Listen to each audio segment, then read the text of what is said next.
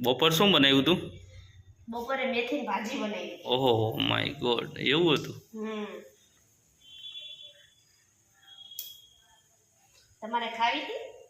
ખાવી જોઈએ ને. અનજ બનાવો એવો તમને.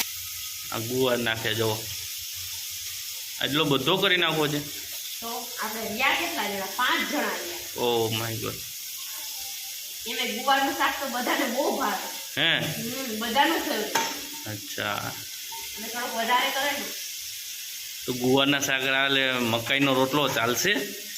હા, એવું. ખાલી રાકેશ એક માટે જ, બીજા બધા માટે તો રોટી. ઓહ, જો આ ગુવારનું શાક બનાવે જો.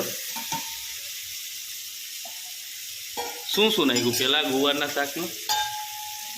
મને તો શીખવાડ, તું જા તો પછી મને આવડે તો ખરા. એવું? હા. પેલા તેલ નાખવાનું. હા, કેટલું નાખવાનું? 2 બાવડા. ઓકે. પછી રાઈ નાખવાની. ઓકે. પછી રાઈ એકદમ ચડી જાય ને, હા, પછી જીરું નાખવાનું.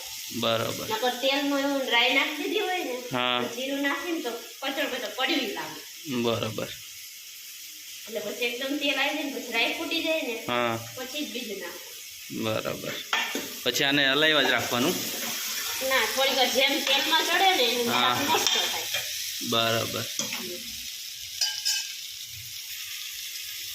આ શું નાખે? મીઠું નાખ. જોઈજો ઓછું નાખજે. હા, તમે ધ્યાન રાખજો. તમે 3 જણા જશો ને, હા, એટલે અડધી ચમચી જ નાખજો. તમે ત્યાં ન નાખો. ઓકે. અત્યારે હું તો 1 ચમચી નાખું છું, પછી તમે હા. 1 ચમચી નાખશો ને તો ખારું થઈ જાય. ઓકે, સ્વાદ પ્રમાણે નાખવાનું એવું ને? સ્વાદ થાય. બરાબર. ચડી ગયો? હા, એ ચડી ગયો. હા, હવે હવે ચટણી નાખવાની. ચટણી. હા, આ કઈ કોરી ચટણી છે કે લસણવાળી? ના, લસણ વાળી. એવું?